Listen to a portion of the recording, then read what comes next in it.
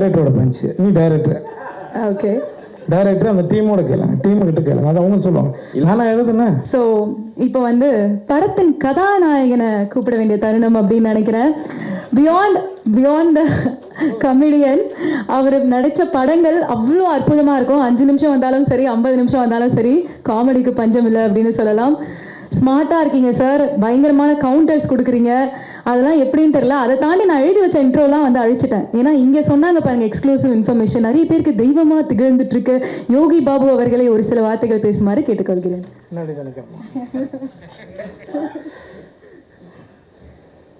எல்லாருக்கும் வணக்கம்.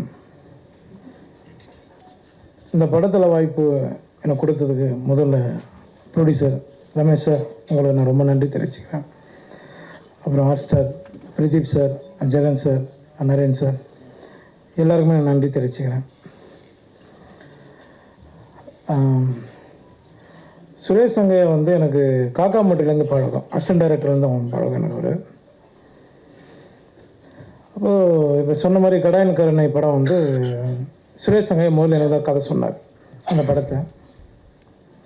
அப்போ நாம் கொஞ்சம் பயந்தோம், ஏன்னா சரி நம்ம காமெடினா போயிட்டுருக்கோம் அதில் அப்படின்னு. ஆனால் நல்ல கதை அப்படின்னு அதில் ஒரு கேரக்டர் சொன்னாப்புல, அதாவது பண்ணலாம். நான் அந்த டைமில் கூப்பிடும்போது என்னால் போக முடியாமல் போயிடுச்சு, சில இடங்கள் கமிட்மெண்ட்டில். அது ட்ராப் ஆனதுனால நான் அதில் நடிக்க முடியாதனால ஒரு வேளை சுரேஷ் சங்கையா என்னை வச்சு ஹீரோவை பண்ணணும்னு முடிவு பண்ணது எனக்கு வந்து பெரிய பாக்கியம் நினைக்கிறேன். ரொம்ப லைவான டைரக்டர். நான் மணிகண்டன் சார் அப்பப்போ சொல்லுவார், காக்காமட்ட டைரக்டர் அப்பப்போ சொல்லுவார், அவன்கிட்ட நிறைய விஷயம் லைவாக நிறைய சொல்லுவான் யோகி பாபு அப்படின்னாப்புல. கடைசியாக நாங்கள் ஷூட்டிங் பண்ணிகிட்டு இருக்கும்போது ஒரு முறை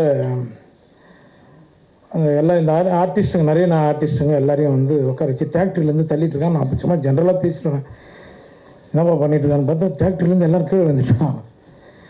ஏய் என்னடா பண்ணிட்டு இருக்காரு, லைவாக இருந்தால் தான் நான் சூப்பராக இருக்கும் அப்படின்னா, அதுக்காக என்னடா எல்லோரும் கீழே மண்ணு கொட்டுற மாதிரி கொட்டிகிட்டு இருக்கா அப்படின்னு. எல்லா விஷயமும் லைவாக பண்ணி ஒரு விஷயமும் இந்த படத்தை பெரிய அளவில் கொண்டு வந்தது சுரேஷ் சங்கையா. ஷார்ட் எடுத்துன்னே இருப்போம், கேமராமேன் வந்து சார் வந்து ஃப்ரேம் செட் பண்ணுற கேப்பில் அண்ணா இன்னொரு கதை இருக்குண்ணா அப்படின்னு, என்னப்பா அப்படின்னு, இதே முடியலே போடணும் அப்படின்னு, கேளு அப்படின்னு அந்த 17 நிமிஷம் ஒரு கதை சொல்லியிருக்காப்புல என்கிட்ட. அடுத்த படம் தான் பண்ணுறோம், ரமேஷ் சார் கிட்டே போய் போட்டுருவோம் போயிட்டு அப்படின்னு. நல்ல டைரக்டர் மிஸ் பண்ணிட்டோம். கருப்பணியப்பன் சாருக்கு நான் ரொம்ப நன்றி தெரிவிச்சுக்கிறேன் சார். ஏன்னா எனக்கும் அவருக்கு ஒரு பெண்டிங் இருக்குது, சீக்கிரம் அதை சந்திச்சலாம் சார். ஜெகன் சார், உங்களோட நான் யாழோட சிறப்புக்கான படம் பண்ணேன். அன்றைக்கி அவர் சொன்னது உண்மைதான், ஆனால் அது எப்படி சொல்கிறது சார், நான் வந்து உங்களை வந்து அண்ணனா பார்த்தேன் சார், அவ்வளோதான் சார். அப்புறம் நெல்சன் சார் சொன்னார், சீக்கிரம் அசிஸ்டன்ட் டைரக்டர் நிறைய வாய்ப்பு கொடுங்கன்னு. நான் நிறைய பேர் கொடுத்துருக்கேன் சார். சுரேஷ் சங்கையா அசிஸ்டண்ட்டு 5 பேர் எனக்கு கதை சொல்லியிருக்காங்க. அதுவும் பேர்லாம் சொல்லாதீங்க, யார் பாரு நம்ம நீங்கள் ஒன்றும் சொல்லக்கூடாது இல்லை எல்லாருக்கும். ஏன்னா நானும் ஒரு அசிஸ்டன்ட் டைரக்டராக தான் வந்து ராம்பாலா சார் கிட்ட லொல்லு சோப்பாலேருந்து, அதனால் அந்த வழி எனக்கு தெரியும். இன்றைக்கி வர்றதுக்கு முன்னாடி காட் ப்ராமிஸாக சொல்கிறேன், வர்றதுக்கு முன்னாடி 3 பேர்கிட்ட என் கார்டனில் கதை கேட்டுட்டு தான் வரேன். சார் சொன்ன மாதிரி பணம் முக்கியம் கிடையாது. இதே பரணி ஸ்டுடியோவில் ஏவிஎம்லாம் வந்து ஒரு டைலாக் 2 டைலாக் பேசுறதுக்கு ரோட்டில் நின்று இருக்கேன். பணம் முக்கியம் இல்லை சார், கரெக்ட் தான் சார். மேடை ஏறி சாமி இல்லைன்னு சொல்கிறத விட, ஆமாம் சார், அப்படி பார்த்தோன்னா நம்மளால் இஎம்ஐ கட்ட முடியாது சார், ஊறப்பட்ட பிரச்சனை இருக்குது. அத்தனை அசிஸ்டன்ட் டைரக்டர் போகிறாங்க, இன்னைக்கு யார் சார் எந்த ப்ரொடக்ஷனில் நீங்கள் வந்து அவங்களுக்கு ஒரு வாய்ப்பு கொடுக்குறீங்க, கரெக்ட் தானே? அதனால் அதை நான் வந்து முக்கியத்துவம் கொடுப்பேன் சார், எப்போவுமே எல்லா அசிஸ்டன்ட் டைரக்டருக்கும் எல்லாருக்குமே நான் கொடுப்பேன். இன்னொன்று ஒரு சின்ன ஆசை அதிகம் பண்ணிகிட்ருக்கேன், எப்படியும் அதையும் எழுதிடுங்க நம்ம நண்பர்கள்லாம். ஒரு சின்ன கதை பண்ணி ஒரு அசிஸ்டன்ட் டைரக்டர் ஒரு வாய்ப்பு கொடுத்துருங்க சார், ஒரு ப்ரொடியூசரை பிடிச்சி. அதுக்குள்ள யார் இது, அதுக்குள்ள யாரோ சொன்னாங்க, அது எப்படி இருக்குன்றாங்க. சுரேஷ் சங்கையா, நீ வந்து மறைந்தாலும் எங்களுக்குள்ளே இருந்துட்டு தான் இருக்க. நான் அந்த பாப்பா வடிவத்தில் பார்த்தேன், பேச பேச அந்த பாப்பா அழுதுட்டுருக்கு. எனக்கு எதுவும் சுரேஷ் சங்கையை ஃபீல் பண்ணுற மாதிரி இருந்தது அது. அப்புறம் நான் வந்து கடைசியாக வந்து குழந்தை பிறந்ததுக்கப்புறம் தான் போனாப்புல. நான் அந்த குழந்தைக்கு ஒரு இது பண்ணுறேன்னு சொல்லி நான் அசிஸ்டண்ட்டாக எல்லோரும் அந்த ஃபங்க்ஷனில் சொல்லியிருந்தேன். இப்போ அதை நான் பண்ணி ஆகணும். ஏன்னா அவங்கள மேடம் இப்போ தான் பார்க்குறேன், அவங்க ஒய்ஃப் நேரில். அது உங்கள் முன்னாடியே நான் பண்ணிடலான்னு இருக்கேன். பண்ணலாமா சொல்லுங்கள்.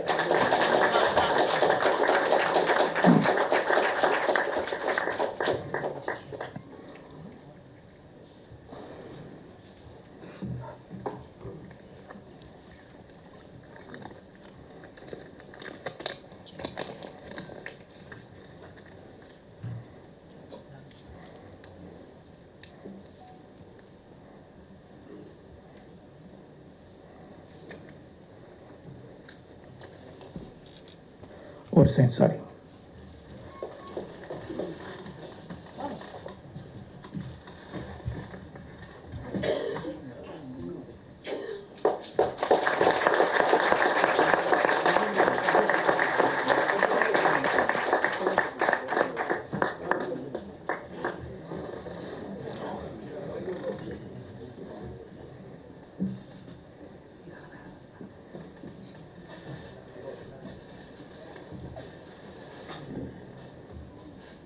ஒன்றும் இல்லைங்க, அவ்வளோதாங்க. வாங்க, யார் வேணாலும் வாங்க, நான் படம் பண்ணுறேன்.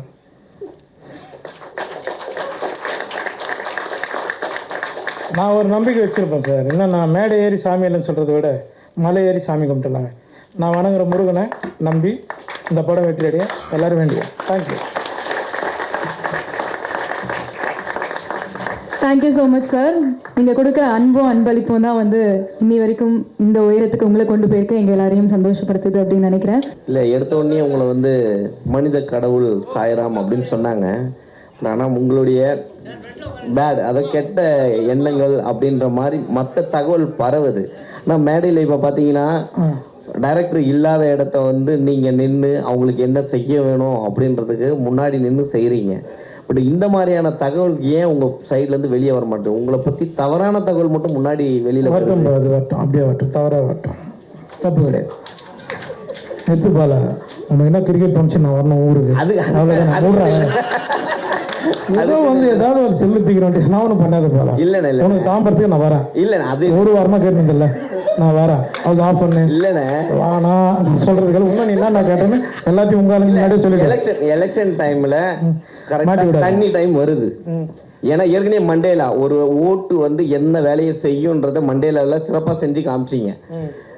இப்போ அதே எலெக்ஷன் நிஜமா கரண்ட்ல வரப்போகுது. இந்த டைம்ல தண்ணி எடுத்துட்டு வந்திருக்கீங்க. இதுல ட்ரைலர்லயே பாத்தீங்கன்னா மனு எழுதி போடலாமாடா கேட்கும் போது டக்குன்னு ஒரு வார்த்தை சொல்றீங்க, வடம் அடிக்கிறதுக்கா அப்படின்னு.